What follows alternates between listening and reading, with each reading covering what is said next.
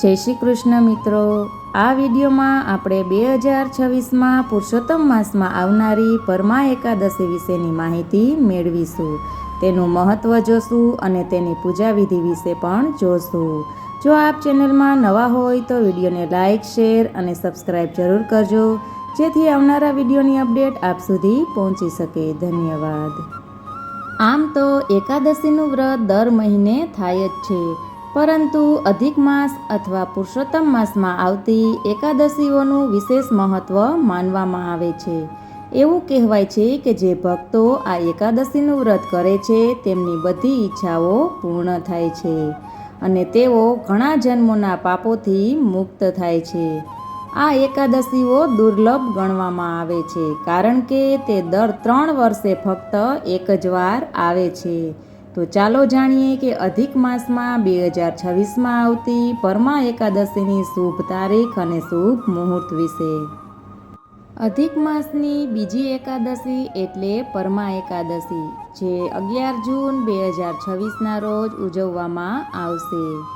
પરમા એકાદશી 10 જૂનના રોજ રાત્રે 12:57 વાગ્યે શરૂ થશે અને 11 જૂનના રોજ રાત્રે 10:36 વાગ્યે સમાપ્ત થશે. જે લોકો આ એકાદશીનું વ્રત રાખે છે તેમને 10મી તિથિ પર ભોજન કરવું જોઈએ. ધ્યાન રાખો કે એ આહાર સાત્વિક હોવો જોઈએ. હવે આપણે પરમા એકાદશી વ્રતની પૂજા વિધિ વિશે જોઈએ.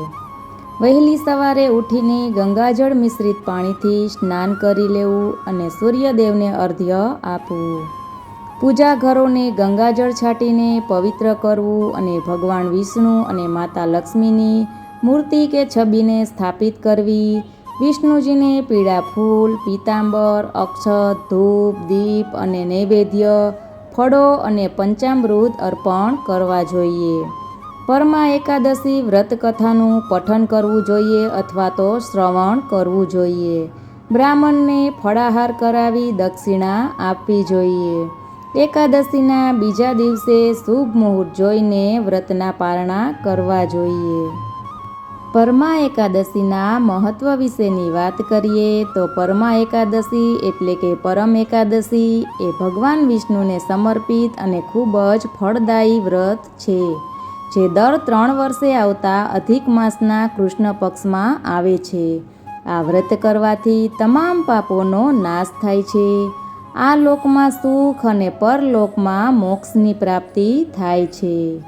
આ વ્રતના પ્રભાવથી બ્રહ્મહત્યા જેવા મહાપાપો પણ નષ્ટ થઈ જાય છે અને દુઃખોનો નાશ થાય છે.